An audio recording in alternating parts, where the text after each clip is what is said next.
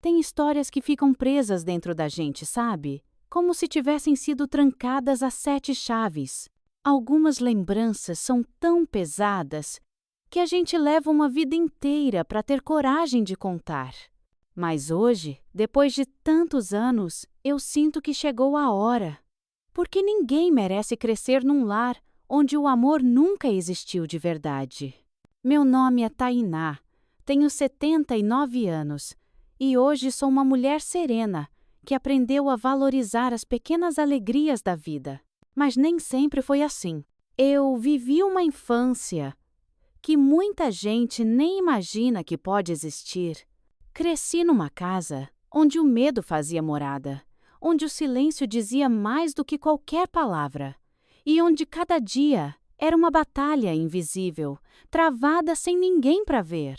Antes de continuar, me diz aí de onde você está assistindo esse relato da minha vida. Aproveita e já se inscreve no canal e deixa aquele like, tá? Isso me ajuda demais. Eu nasci no interior de Minas Gerais, em 1945. Numa cidadezinha de rua de paralelepípedo, sabe?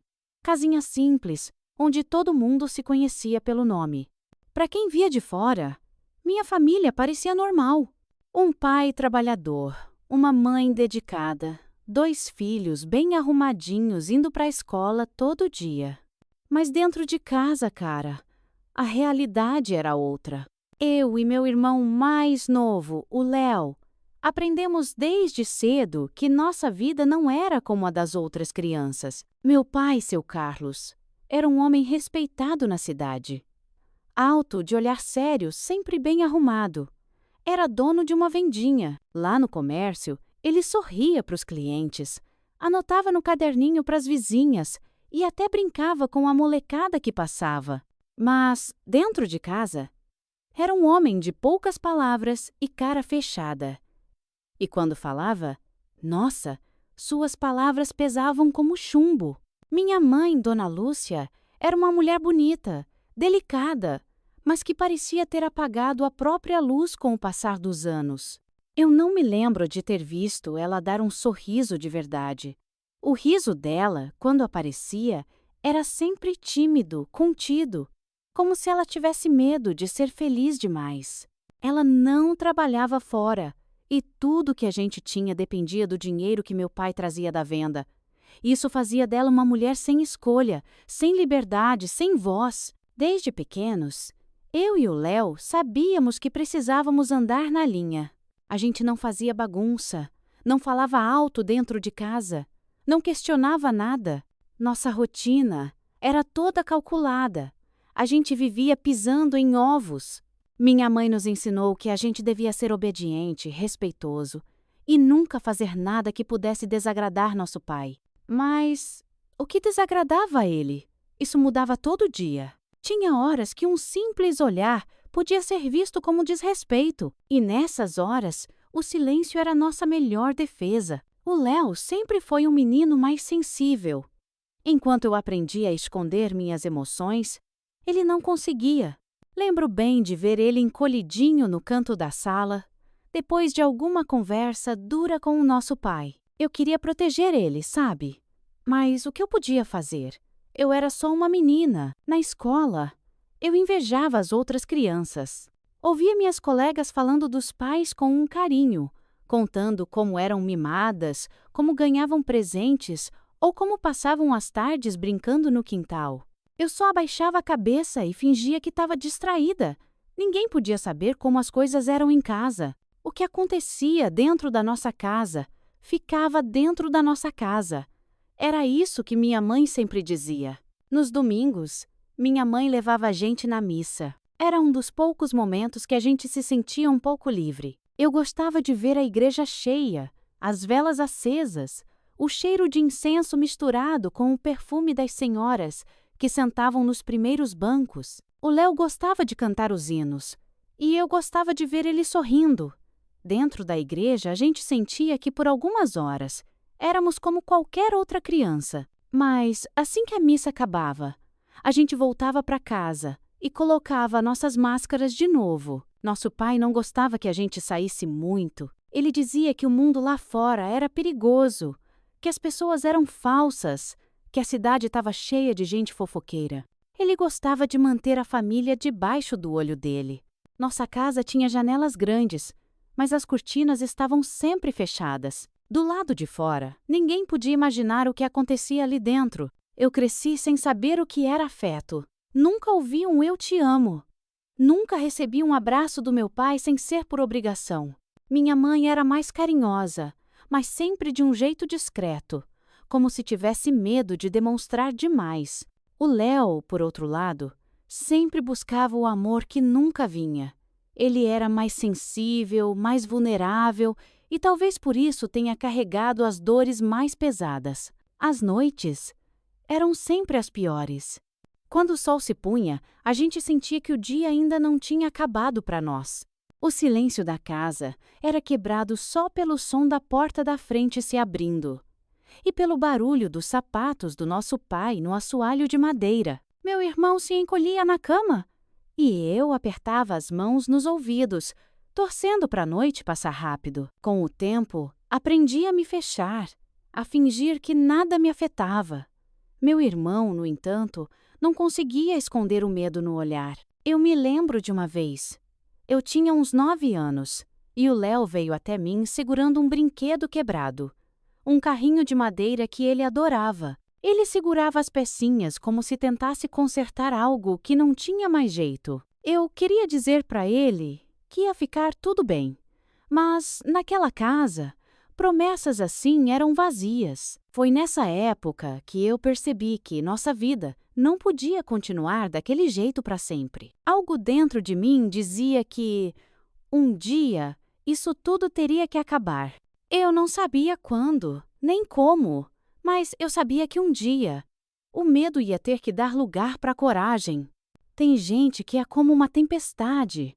Você nunca sabe quando vai chegar, nem o tamanho do estrago que vai deixar para trás. Você só aprende a se proteger. E eu aprendi cedo demais. Meu pai, seu Carlos, era um homem de presença, alto, de ombros largos, cabelo sempre penteado para trás, e aquele olhar que nunca revelava nada. Ele falava pouco, mas quando falava, sua voz tinha o peso de uma sentença. Era o tipo de pessoa que ninguém ousava contrariar. Bastava uma única palavra para a casa inteira se calar. Ele não precisava levantar a voz para impor respeito. A presença dele já bastava para minha mãe baixar os olhos e meu irmão encolher os ombros. No interior de Minas, nos anos 60, homens como ele eram comuns. Chefes de família rígidos, trabalhadores incansáveis, donos de suas casas e de suas famílias. O respeito era conquistado pelo medo, não pelo amor. Mas o que os vizinhos viam era um comerciante gente boa, que vendia arroz e feijão no caderninho para os mais pobres e que participava das festas da cidade como se fosse um homem generoso. Ninguém sabia que dentro de casa, o homem que a gente chamava de pai era um estranho para nós. Eu não sei em que momento eu percebi que meu pai não era como os pais das outras crianças. Talvez tenha sido quando comecei a ir para a escola e ouvi as outras meninas falarem sobre como os pais delas pegavam elas no colo, como brincavam no quintal, como traziam doces da cidade. Eu nunca tive nada disso. Meu pai não sabia meu doce preferido. Não sabia se eu gostava mais de boneca ou de desenhar. Ele não sabia nada sobre mim e talvez nem quisesse saber. Quando ele chegava em casa depois do trabalho, seguia o mesmo ritual. Colocava o chapéu no gancho perto da porta, tirava os sapatos, sentava na sua poltrona favorita e esperava minha mãe servir o cafezinho. Não perguntava como foi nosso dia. Não queria saber das nossas notas na escola. Ele só esperava, como um rei esperando ser servido. Minha mãe, Dona Lúcia, estava sempre atenta. Sabia a hora exata de servir o jantar, de dobrar a roupa dele, de evitar conversas desnecessárias. Ela era uma mulher bonita, mas que parecia ter se apagado com o tempo. Seu sorriso, quando surgia, era contido, discreto, como se o mundo tivesse ensinado para ela que felicidade demais podia ser perigoso. Eu e meu irmão Léo aprendemos a ser invisíveis. Não fazíamos barulho, não corríamos dentro de casa, não questionávamos nada. Mas meu irmão era diferente de mim. Enquanto eu aprendia a me esconder no silêncio, ele ainda tentava se aproximar do nosso pai. Tentava puxar conversa, mostrar um desenho, falar da escola, mas nunca recebia resposta. Só um olhar vago, um aceno indiferente. Tinha algo no jeito do meu pai que eu não entendia naquela época, mas que hoje, tantos anos depois, vejo com clareza. Ele não via a família dele como algo que ele amava. Ele via minha mãe como alguém que devia obediência a ele. Via a casa como um espaço onde ele mandava. E via a gente, os filhos, como meros detalhes da vida dele. Eu sabia que ele não nos enxergava como crianças. Para ele, a gente não era pequeno, cheio de sonhos e fragilidades. A gente era só parte da casa, como um móvel, como um objeto que não se move sem permissão. Me lembro de um dia específico. O Léo tinha 7 anos, eu 9. Meu irmão adorava passarinhos. Naquele tempo, muita gente tinha gaiola pendurada no quintal com um canarinho cantando de manhã. Mas o Léo não queria um passarinho preso. Ele queria cuidar de um, deixar ele livre. Um dia, ele encontrou um passarinho machucado perto da estrada. Pegou com todo o cuidado do mundo e levou para casa, escondido nas mãos. Colocou ele numa caixinha de sapato com um paninho velho e um pires com água. Ele vai melhorar. Ele vai melhorar. Ele sussurrou para mim naquela noite, com os olhinhos brilhando de esperança. Mas o que meu irmão não sabia era que nosso pai não gostava de nada que não tivesse sido decidido por ele. E quando ele viu a caixa de sapato no canto do quarto, tudo mudou. O que aconteceu depois daquela noite ficou gravado na minha mente por anos, mas não posso contar, nem preciso. Só posso dizer que, no dia seguinte, o Léo passou a falar menos, a olhar menos para cima, como se algo dentro dele tivesse se apagado. Foi naquele momento que eu comecei a entender que, dentro daquela casa, a gente não podia ter vontades próprias. Não podíamos demonstrar fraqueza, nem apego, nem sonhos. Meu pai não nos queria felizes. Ele queria que a gente fosse como ele, duros, silenciosos, sem emoções. Eu aprendi rápido a esconder quem eu era. Meu irmão nem tanto. E talvez por isso, com o passar dos anos, ele tenha sido o mais afetado por tudo que a gente viveu. Meu pai continuava sendo o mesmo homem respeitado da cidade. Continuava apertando a mão dos clientes na venda. Continuava indo nas festas da igreja. Continuava sendo visto como um bom provedor. Mas dentro de casa, ele era só uma sombra pesada que sufocava tudo ao seu redor. Eu sabia que um dia algo ia ter que mudar. Só não sabia como. Cada pessoa carrega a dor de um jeito. Alguns se calam, outros se revoltam. Mas ninguém passa ileso quando cresce num lar onde o amor nunca existiu. Eu e meu irmão sempre fomos muito diferentes. O Léo nasceu com um coração doce. Desde pequeno, ele via beleza nas coisas mais simples. Gostava de olhar o céu no fim da tarde, de acompanhar as formiguinhas carregando folhas, de escutar as histórias das vizinhas mais velhas quando sentavam na frente de casa para costurar. Ele se encantava fácil e por isso se magoava fácil também. Já eu. Desde cedo aprendi que o melhor jeito de sobreviver era me fechando. Eu não chorava, não pedia nada, não demonstrava emoção. O Léo era o oposto. Ele sempre tentava se aproximar do nosso pai. Tentava puxar papo no jantar, mostrar os desenhos da escola, perguntar sobre as coisas que ele lia nos livros. Mas nosso pai nunca demonstrou interesse.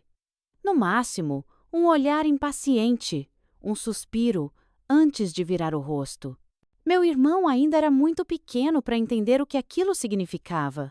Mas eu entendia. Entendia que o amor não morava naquela casa. Mesmo assim, o Léo não desistia. Ele acreditava que, se tentasse o suficiente, um dia ia receber um gesto de carinho. Mas esse dia nunca veio. Eu cresci ouvindo insultos, palavras duras, me sentindo um peso dentro da minha própria casa. Mas o Léo carregava outro tipo de sofrimento.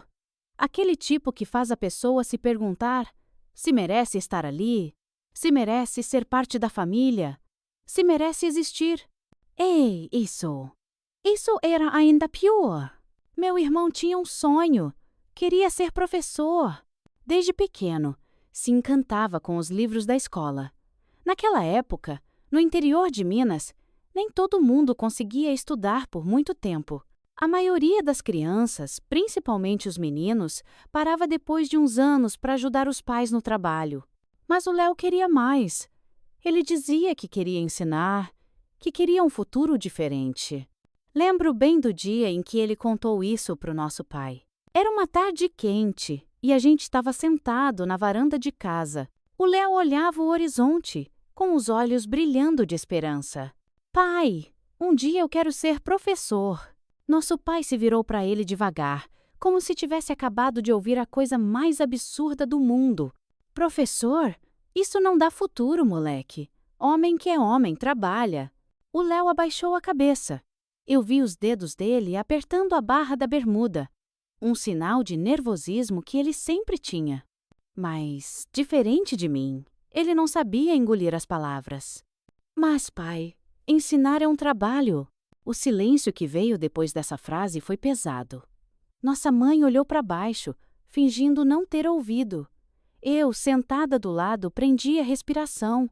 Sabia que insistir naquilo era perigoso. Meu pai se levantou, ajeitou o cinto da calça e olhou para o Léo de cima a baixo. Deixa de besteira! Você não vai ser professor coisa nenhuma. O Léo não falou mais nada. Mas, naquela noite, quando fomos dormir, ele ficou virado para a parede, com os olhos marejados.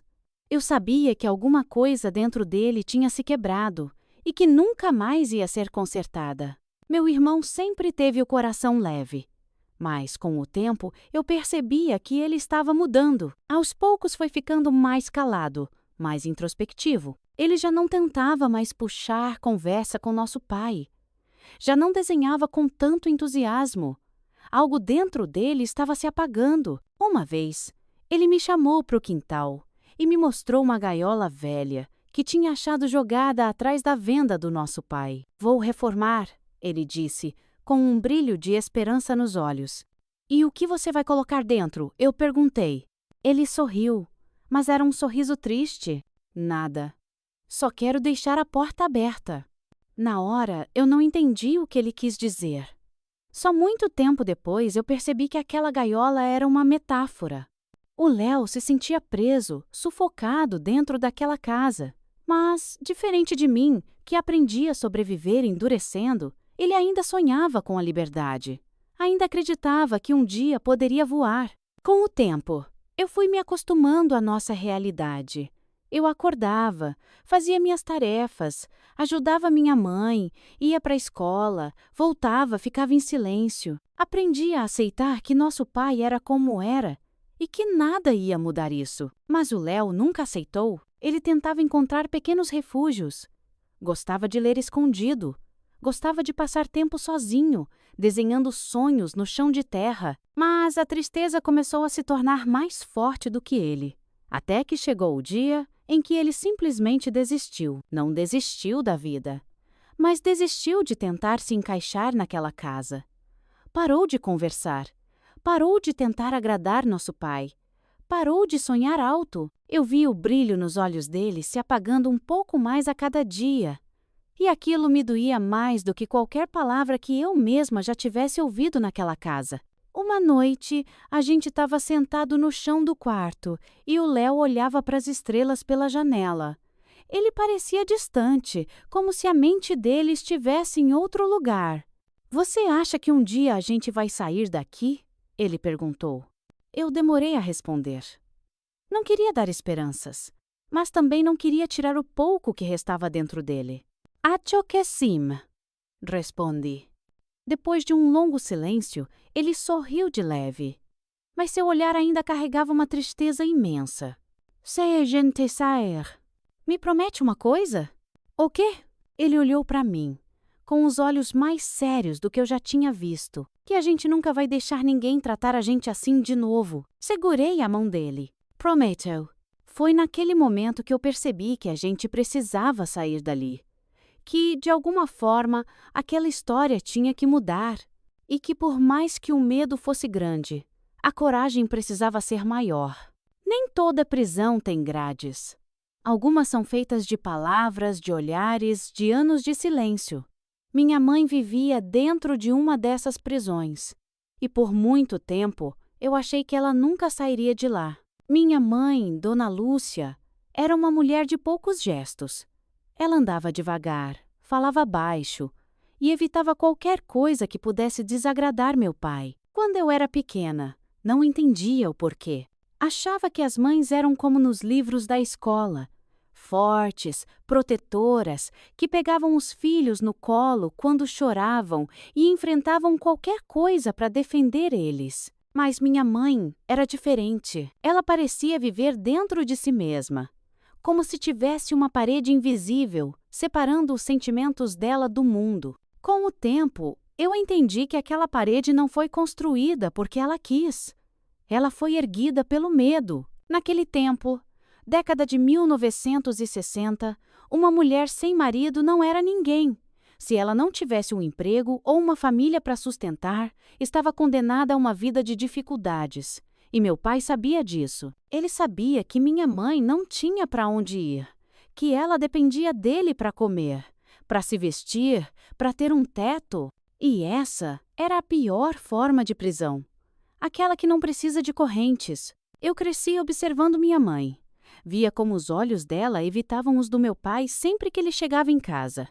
Via como as mãos dela tremiam um pouquinho quando ele falava mais sério. Via como ela estava sempre alerta, sempre atenta, sempre tentando prever o que ele queria, antes mesmo que ele pedisse. Ela sabia que qualquer palavra errada podia transformar um dia normal em um dia difícil, e por isso, ela nunca dizia nada. Uma coisa que nunca esquecerei são as noites. Minha mãe tinha o costume de sentar na beira da cama antes de dormir, passando creme nas mãos com movimentos lentos, quase mecânicos. Eu observava ela pelo vão da porta, esperando algum sinal de que dentro dela ainda existia uma mulher que sonhava, que queria algo além daquela vida. Mas tudo que eu via era cansaço. Ela não era uma mulher velha, mas parecia envelhecida pelo tempo. Não pelas rugas, não pelos cabelos brancos, mas pelo olhar. Era um olhar de quem já tinha perdido todas as batalhas antes mesmo de lutar. Eu me perguntava se ela se lembrava de quem era antes de casar. Se ainda se recordava dos sonhos que tinha quando era jovem. Mas acho que ela apagou tudo isso. Apagou para conseguir sobreviver. Minha mãe tinha um jeito curioso de lidar com as coisas. Quando percebia que meu pai estava de mau humor, fazia de tudo para manter a casa numa calma absoluta. Nos chamava no canto e dizia que era melhor não causar confusão. Nos dias em que meu pai chegava mais cedo do trabalho, ela já deixava o jantar pronto antes mesmo de ele entrar pela porta. Quando ele estava mais calado que o normal, ela evitava falar sobre dinheiro, sobre qualquer problema, sobre qualquer coisa que pudesse incomodá-lo. Ela tinha um medo tão profundo que passou a se antecipar. A gente cresce achando que os adultos sabem tudo.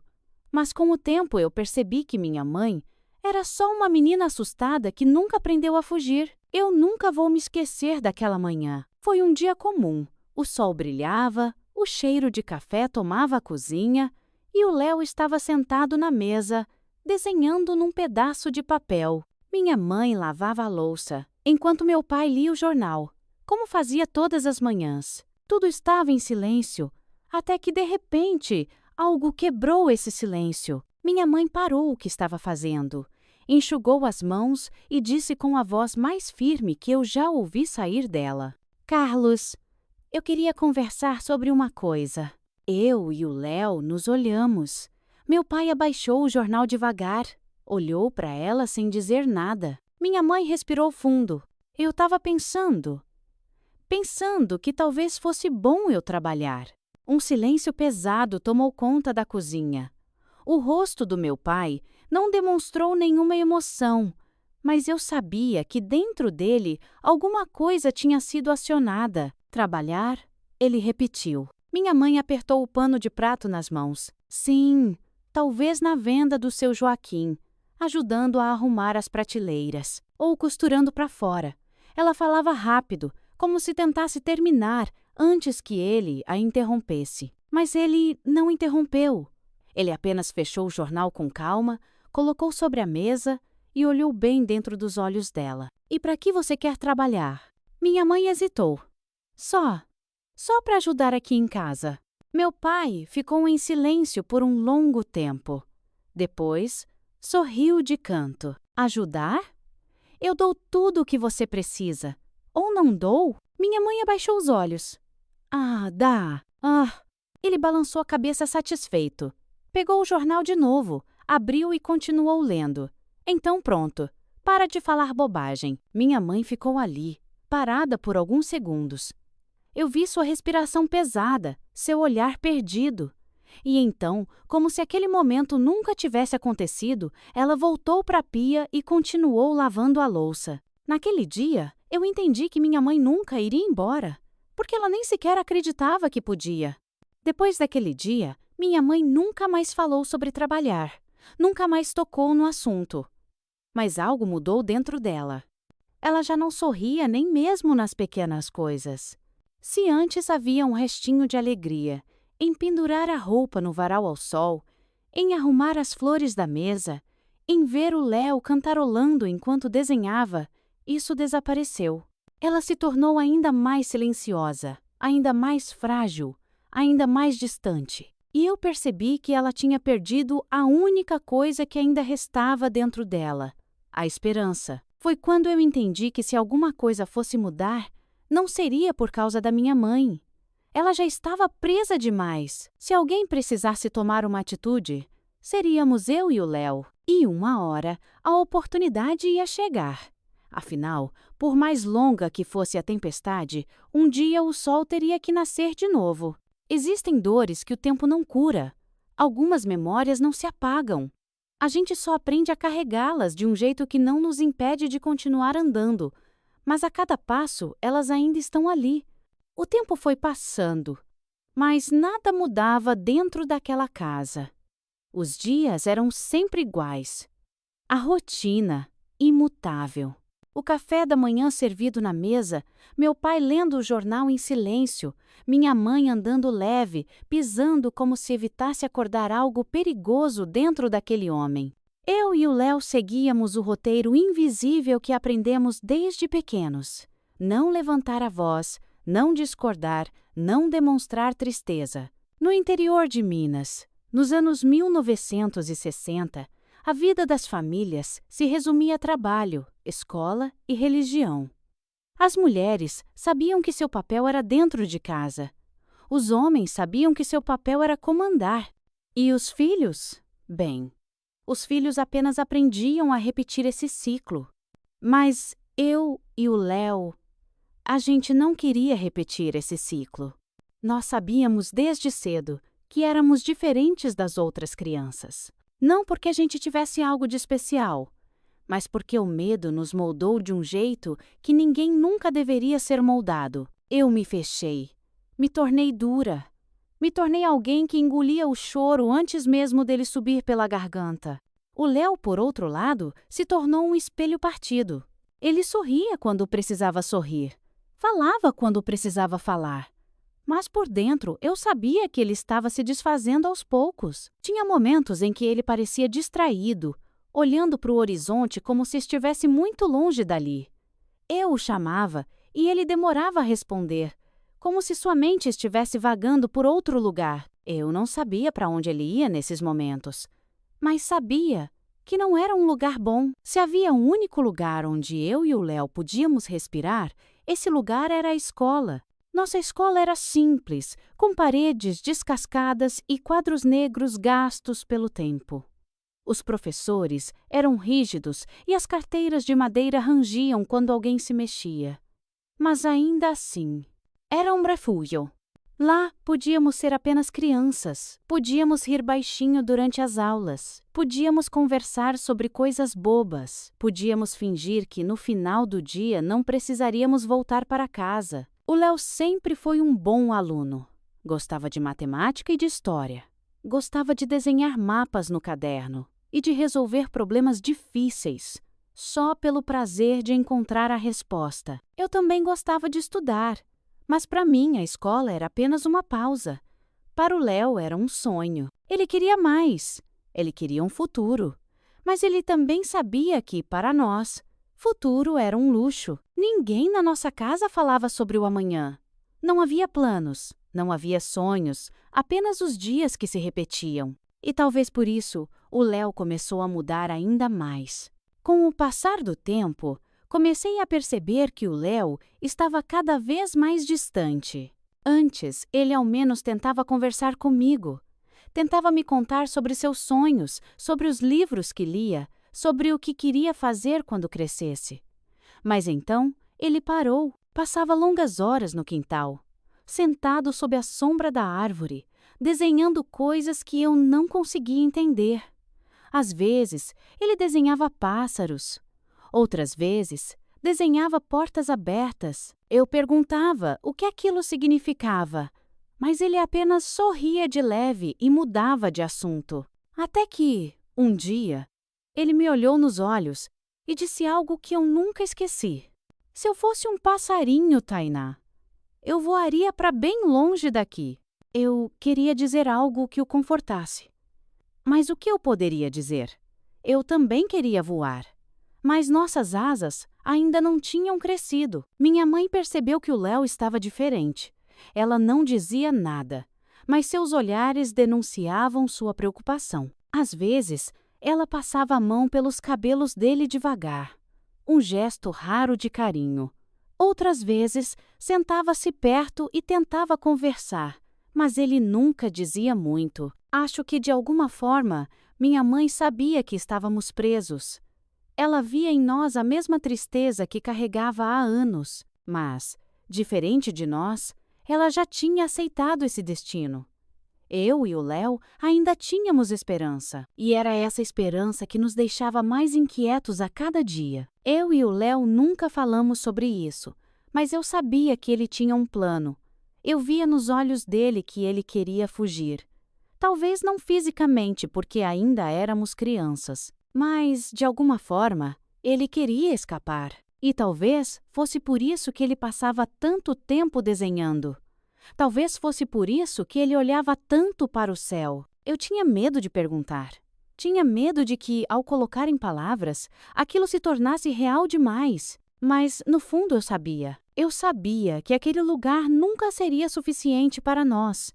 E que, um dia, alguma coisa teria que mudar. Foi numa noite quente que tudo ficou mais claro para mim. A lua iluminava o quintal, e o Léo estava sentado no chão de terra, olhando para cima. Eu me aproximei devagar e me sentei ao lado dele. "No que você está pensando?" perguntei. Ele demorou um pouco para responder. "Que eu não quero ser como nosso pai." Fiquei em silêncio. Eu não quero crescer e sentir o que ele sente. Não quero olhar para as pessoas como se elas fossem pequenas. Não quero me tornar um homem amargo. Oi, respirai fundo. Então não se torne. Ele virou o rosto para mim. E naquele momento, senti que aquele era um pacto silencioso entre nós. O Léo queria se libertar. E de alguma forma, eu também queria. A questão era, como? A infância deixa marcas.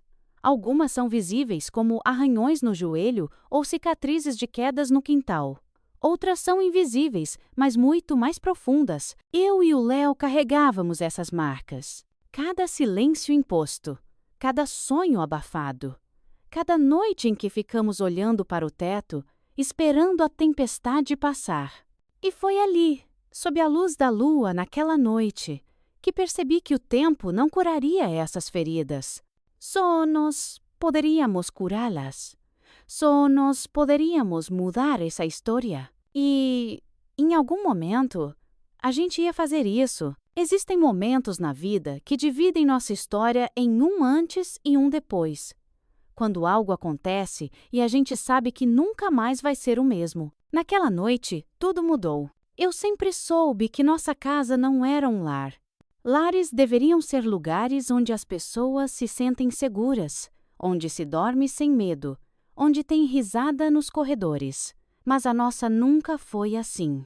A gente aprendia a andar em silêncio, a falar baixo, a fingir que não existia. Aprendíamos a observar os sinais, a prever as tempestades antes que chegassem. Mas, às vezes, elas chegavam sem aviso. Naquele tempo, final dos anos 1960, as famílias viviam de acordo com um ritmo previsível. O pai trabalhava fora, a mãe cuidava da casa, os filhos obedeciam. Na nossa rua, cada casa tinha sua rotina e todas pareciam seguir essa mesma ordem. A diferença era que, nas outras casas, as luzes da sala ficavam acesas até tarde, porque as famílias conversavam antes de dormir. As mães sentavam com os filhos na varanda para contar histórias. Os pais carregavam os pequenos no colo, mostrando as estrelas. Na nossa casa, a luz se apagava cedo. E no escuro, aprendíamos que o silêncio era nossa melhor defesa. Era um dia comum. Eu e o Léo tínhamos voltado da escola, feito nossas tarefas, jantado em silêncio como sempre. Nosso pai estava calado, mas isso não era novidade. Ele sempre ficava em silêncio, como se estivesse mastigando pensamentos que nunca compartilharia. Depois do jantar, fui para o quarto. O Léo ficou no quintal olhando para o céu, como fazia todas as noites. Eu já estava deitada quando ouvi um barulho estranho. Não era algo alto. Não era algo que quebrava o silêncio da casa de uma vez. Era um som abafado, como se alguém tentasse engolir um soluço. Levantei devagar. Meu coração batia acelerado, porque eu já sabia o que aquele som significava. Abri a porta e vi minha mãe parada no corredor, com as mãos trêmulas, olhando para dentro do quarto do Léo. Aquela cena nunca saiu da minha cabeça. O jeito como ela ficou ali, como se estivesse presa entre a vontade de fazer algo e o medo que a segurava. O jeito como Léo estava parado, os olhos fixos no chão. O jeito como o silêncio dentro daquela casa parecia gritar mais alto do que qualquer som. Naquela noite, o Léo ficou ainda mais calado. Eu queria perguntar, queria saber o que tinha acontecido. Queria encontrar alguma forma de ajudá-lo. Mas eu já sabia. Não precisava perguntar, não precisava ouvir nada, porque eu conhecia o peso daquele olhar. O peso de quem já entendeu, muito antes da hora, que o mundo pode ser injusto, que algumas dores não podem ser compartilhadas, que existem coisas que simplesmente não se falam. Eu não sabia o que fazer. A única coisa que consegui foi sentar ao lado dele no quintal, em silêncio, olhando para as mesmas estrelas que ele tanto gostava de ver. E depois de um tempo, ele finalmente falou: "Você acha que o céu é um lugar melhor?" Eu engoli em seco. "Como assim?" Ele suspirou. "Lá, as coisas devem ser mais justas. As pessoas devem ser mais felizes." Aquela conversa me assustou. Porque, pela primeira vez, eu percebi que o Léo não queria apenas fugir daquela casa. Ele queria fugir de tudo. Depois daquela noite, comecei a observar o Léo ainda mais de perto. Ele estava diferente, mais silencioso do que nunca. Não desenhava mais, não sorria mais. Parecia que uma parte dele tinha se perdido. E eu sabia que, se eu não fizesse nada, talvez ele se perdesse por completo. Então, pela primeira vez, eu tomei coragem para enfrentar minha mãe. Uma tarde, entrei na cozinha enquanto ela lavava a louça. Ela estava distraída e parecia cansada, como sempre. "Mãe!" Ela não olhou para mim, apenas continuou esfregando o prato com força. "O que foi, Tainá?" Respirei fundo. "A gente precisa sair daqui." Ela parou por um segundo, mas depois continuou lavando como se não tivesse ouvido. Mas eu sabia que tinha. "Mãe, olha para o Léo. Ele não está bem." Ela ficou em silêncio por tanto tempo que achei que não responderia. Mas então, com a voz baixa, disse: "Eu sei." Meu coração acelerou. "Então, por que a gente não faz nada?" Ela respirou fundo. "Porque eu não posso." Eu queria gritar. Queria dizer que isso não era verdade. que sempre havia uma saída. Mas quando olhei nos olhos dela, eu entendi. Ela não acreditava que havia. Ela já tinha aceitado aquele destino. Se dependesse dela, nunca sairíamos dali. Naquela noite, eu e o Léo nos sentamos na cama e conversamos como nunca tínhamos conversado antes. Não precisávamos dizer muito. Sabíamos o que precisávamos fazer. Sabíamos que ninguém viria nos salvar. E que, se quiséssemos mudar nosso destino, teríamos que fazer isso sozinhos. Foi ali, naquele momento, que tudo mudou. Porque, pela primeira vez, sentimos algo que não sentíamos há anos: esperança. E era essa esperança que ia nos guiar para o que viria a seguir. O medo nos mantém parados. A revolta nos faz andar. Depois de tanto tempo engolindo cada dor em silêncio, percebemos que, se quiséssemos mudar nosso destino, teríamos que ser nós mesmos a fazer isso. Os dias passaram depois daquela conversa. Mas algo dentro de mim já tinha mudado. Eu não era mais a mesma. Não podia ser. O que antes era medo se transformava, pouco a pouco, em revolta. Passei a enxergar tudo de forma diferente. Cada detalhe daquela casa parecia gritar comigo. O barulho do jornal sendo dobrado pelo meu pai na sala. O cheiro do café, que minha mãe preparava com as mãos trêmulas. O som dos passos do Léo no quintal, sempre lentos, sempre arrastados. Eu nunca tinha prestado tanta atenção nesses detalhes, mas agora era como se eu estivesse vendo nossa vida de fora. Como se pudesse enxergar cada peça dessa prisão invisível que nos cercava. E tudo isso me deu uma certeza. A gente não podia ficar ali para sempre. Mas sair daquela casa não era tão simples. Afinal, não tínhamos para onde ir. Minha mãe dependia financeiramente do meu pai. Eu e o Léo éramos apenas 2 crianças, sem dinheiro, sem ninguém que pudesse nos acolher. Então, se queríamos encontrar uma saída, precisaríamos ser espertos. Precisaríamos agir com cuidado. Eu e o Léo passamos semanas pensando em como poderíamos sair dali. Não era algo que podíamos fazer de qualquer jeito. Se tentássemos ir embora sem um plano, seríamos obrigados a voltar. E aí, tudo seria ainda pior. Um dia, enquanto lavávamos as panelas na cozinha, eu cochichei para minha mãe: "A senhora já pensou em ir embora?" Ela parou o que estava fazendo por um segundo.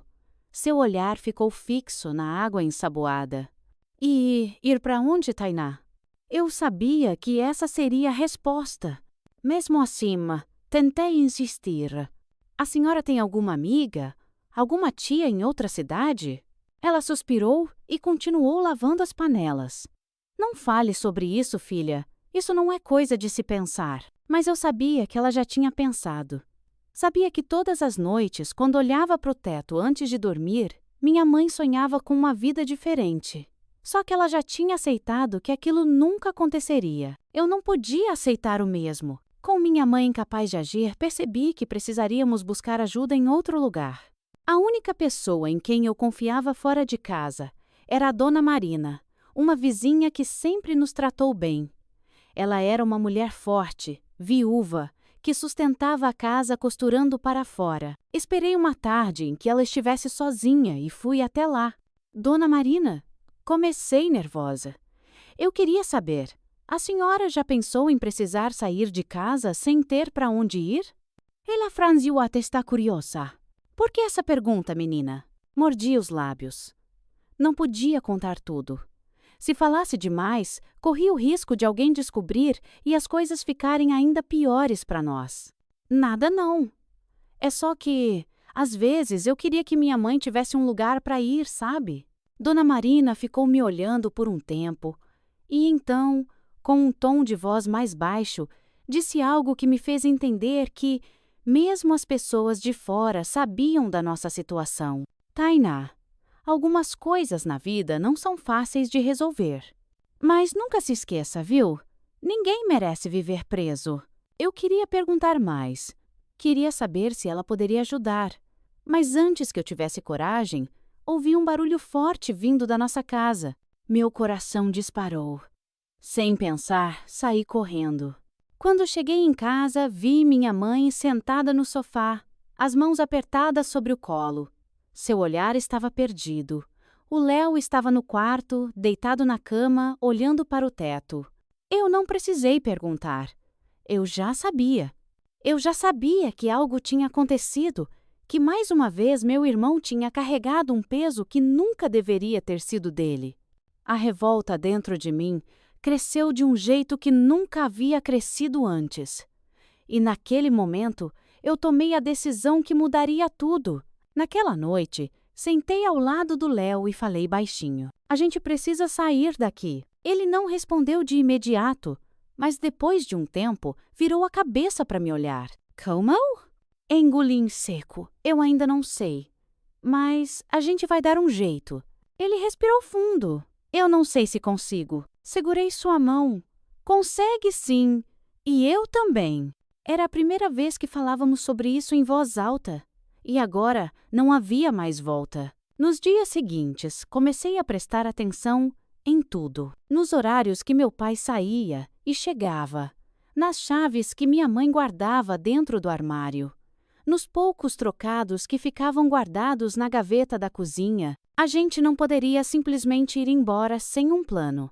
Mas uma oportunidade surgiria. E quando surgisse, a gente precisava estar prontos. Foi numa manhã de domingo que tudo aconteceu. Meu pai saiu para a venda mais cedo que o normal. Minha mãe estava na igreja. Eu e o Léo ficamos sozinhos em casa. Olhamos um para o outro. Não precisamos dizer nada. Fomos até o armário. Pegamos as chaves, pegamos os trocados, pegamos uma sacola com algumas roupas. E então, saímos, sem olhar para trás. Sem medo. Sem dúvida, a partir daquele momento, o medo que nos manteve presos a vida inteira foi substituído por outra coisa: coragem. E essa coragem nos guiaria para o que viria a seguir. A vida tem um jeito curioso de acertar as contas. Às vezes a justiça vem rápido, outras vezes ela demora. Mas uma coisa é certa: ninguém escapa dela para sempre. Naquele domingo de manhã, quando eu e o Léo saímos de casa sem olhar para trás, eu senti algo que nunca tinha sentido antes: liberdade. Mesmo com o coração disparado, mesmo sem ter um plano certinho, havia dentro de mim uma sensação que eu nunca tinha experimentado.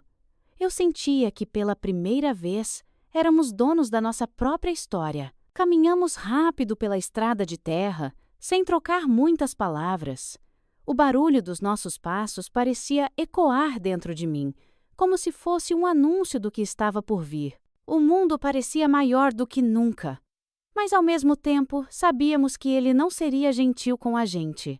Eu não sabia exatamente para onde estávamos indo, mas sabia que não podíamos mais voltar. E o destino já estava se encarregando de cuidar do resto. Nosso primeiro instinto foi ir até a casa da Dona Marina, a vizinha que sempre nos tratou bem. Bati na porta com força, e quando ela abriu e viu nossos rostos, não precisou perguntar nada. "Entrem." Ela disse, "sem me citar." A casa dela era pequena, com cheirinho de café fresco e bolo de fubá. Tudo parecia aconchegante, mas meu corpo estava tão tenso que eu mal conseguia sentir qualquer conforto. O Léo se sentou à mesa, os ombros encolhidos, a cabeça baixa. "O que aconteceu?" Dona Marina perguntou, olhando fixamente para mim. Respirei fundo. "A gente saiu de casa e não pode voltar." Ela ficou em silêncio por um tempo. Depois, suspirou. "Eu sabia que esse dia ia chegar." O que eu não sabia era que meu pai descobriria rápido demais. Ele chegou em casa no meio da manhã, estranhando o silêncio, a minha ausência e a do Léo. Minha mãe, aflita, não soube disfarçar. Ele percebeu que havia algo errado e foi assim que começou a procurar. Naquela época, não existia telefone fácil, mas existiam vizinhos, conhecidos, pessoas que viam e falavam.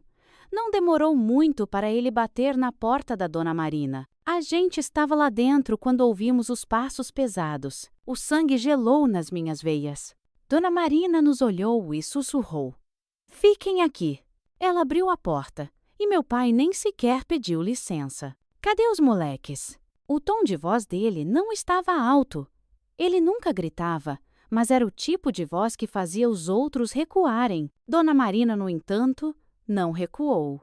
Eles estão aqui, mas só saem se quiserem. O silêncio entre os dois foi sufocante. Senti o Léo apertar minha mão por baixo da mesa. Eu não queria sair, mas sabia que mais cedo ou mais tarde essa conversa teria que acontecer. E aconteceu. Saí da cozinha com o coração disparado. Meu pai estava parado na sala, olhando para mim com uma expressão que eu não conseguia decifrar. Ele abriu a boca para dizer algo, mas eu fui mais rápida. A gente não vai voltar. Foi a primeira vez na vida que eu o interrompi. Foi a primeira vez que eu falei algo sem esperar a permissão dele. A sala ficou em silêncio. O Léo apareceu atrás de mim. Meu pai olhou de um para o outro. E então soltou uma risada seca. E vão viver como? Minha resposta foi imediata. De qualquer jeito. Menos como a gente vivia lá. Os olhos dele brilharam de um jeito estranho. E pela primeira vez percebi algo que nunca tinha notado antes. Ele sabia que, um dia, isso aconteceria. O que aconteceu depois foi algo que eu nunca imaginei. Nos dias seguintes, enquanto ficávamos na casa da Dona Marina, descobrimos que a cidade inteira começou a comentar sobre nossa fuga. As pessoas falavam baixinho, nas esquinas, na venda, na igreja. As vizinhas começaram a olhar para minha mãe com mais atenção. E foi assim que algo inesperado aconteceu. Minha mãe, que sempre esteve presa pelo medo, começou a perceber que não estava sozinha. A partir do momento em que souberam o que aconteceu, algumas mulheres da cidade começaram a se aproximar dela. Dona Marina, principalmente. E assim, aos poucos, minha mãe começou a se libertar. Ela nunca teve coragem de sair sozinha. Mas quando percebeu que os filhos tinham saído, ela viu que não tinha mais motivos para ficar. E então, numa tarde qualquer, ela também foi embora. Quando meu pai percebeu que estava sozinho, foi tarde demais. Ele tentou convencer as pessoas de que nós tínhamos exagerado. Tentou fazer com que minha mãe voltasse. Tentou dizer que éramos ingratos. Mas ninguém mais ouvia. Pela primeira vez na vida, ele não tinha mais controle sobre nada. E o homem que sempre achou que nunca precisaria de ninguém, terminou sozinho. O tempo passou. Eu e o Léo conseguimos seguir nossas vidas. Não foi fácil, mas aos poucos encontramos nosso caminho. Minha mãe também encontrou uma nova forma de viver. Começou a trabalhar, a se sustentar. E meu pai? Bom, a última coisa que soubemos foi que ele perdeu a venda, que se tornou um homem recluso, que não era mais aquele comerciante respeitado. Ele aprendeu tarde demais que o medo que ele impôs durante anos não lhe garantiria nada no final. Porque quando o medo acaba, o que sobra são as escolhas que fizemos na vida. E as dele o levaram exatamente para onde ele nunca quis estar. Sozinho. Nem toda liberdade vem sem marcas. Algumas são conquistadas a um preço alto. E por mais que a gente consiga seguir em frente, o passado sempre deixa rastros. Mas o que fazemos com essas cicatrizes é o que define quem a gente se torna. O dia em que minha mãe saiu de casa foi como o fim de uma tempestade que durou a vida inteira. Por tantos anos, eu e o Léo sonhamos em sair daquela prisão invisível. Mas nunca imaginamos que nossa mãe teria forças para nos seguir. Quando soubemos que ela tinha decidido ir embora, foi como se um peso imenso fosse retirado dos nossos ombros. Mas, ao mesmo tempo, percebemos que a liberdade não significava um final feliz imediato. A vida do lado de fora não era fácil. Nós não tínhamos para onde ir, não tínhamos dinheiro, não tínhamos certeza de nada, só tínhamos uns aos outros. E talvez isso fosse o suficiente para recomeçar. Nos primeiros dias depois da separação, ficamos na casa de Dona Marina. Ela nos acolheu sem hesitar, sem perguntar nada. Minha mãe, no começo, mal falava. Era como se ela ainda estivesse processando tudo, como se sua mente ainda estivesse presa numa realidade da qual tentava escapar. Mas com o tempo, ela começou a reagir. Começou a ajudar Dona Marina com as costuras. Começou a sair mais, a conversar com outras mulheres da cidade. Começou a perceber que podia existir sem precisar pedir permissão. Foi um processo lento, mas foi acontecendo. E, pela primeira vez, vimos nossa mãe se tornando dona de si mesma. O Léo também mudou. No começo, achei que ele ficaria perdido, que toda dor que carregava ainda o faria afundar. Mas, ao contrário do que pensei, ele começou a florescer. Ele voltou a estudar com mais empenho. Começou a passar horas na biblioteca da cidade, lendo tudo o que podia. E um dia, depois de tanto tempo sonhando em silêncio, ele disse para mim: "Eu vou ser professor, Tainá." Era como se o menino que desenhava passarinhos finalmente tivesse encontrado suas asas. E eu sabia que ele voaria alto. Mas e eu? Eu não sabia o que queria ser. Eu só sabia que queria viver. E mais do que tudo, queria nunca mais sentir medo de existir. Então, naquele dia, fizemos uma promessa. "Nunca vamos ser como ele", o Léo disse. "Nunca, repete." Era uma promessa simples, mas que mudou tudo. Uma tarde, enquanto estávamos sentados no quintal, minha mãe olhou para nós e disse algo que eu nunca esperei ouvir. "Me perdoem." Eu e o Léo nos entreolhamos. "Pelo quê, mãe?" perguntei. Ela respirou fundo. "Por não ter protegido vocês." Meu coração apertou. O Léo abaixou os olhos. "A senhora fez o que pôde", ele murmurou. Mas ela balançou a cabeça. "Eu devia ter feito mais. Devia ter saído antes." Eu sabia que ela carregava essa culpa, mas sabia também que não foi culpa dela, porque ela também era uma vítima. E o mais importante era que, agora, ela era livre. Anos se passaram antes que tivéssemos notícias do nosso pai novamente. Sabíamos que ele tinha ficado sozinho, que sua venda não ia bem, que as pessoas já não o viam com os mesmos olhos. E então, um dia, alguém bateu na porta de casa. Quando minha mãe abriu, lá estava ele, seu Carlos, mas não o homem de que lembrávamos. Não o comerciante imponente, o dono da casa que controlava tudo. Ele estava mais velho, mais magro. O olhar já não carregava mais aquela mesma firmeza. "O que você quer?" minha mãe perguntou, sem hesitar. Ele respirou fundo. "Eu vim conversar." Ela ficou em silêncio. O Léo apareceu ao meu lado. Ele também não disse nada. Por tanto tempo, esperamos que esse momento acontecesse.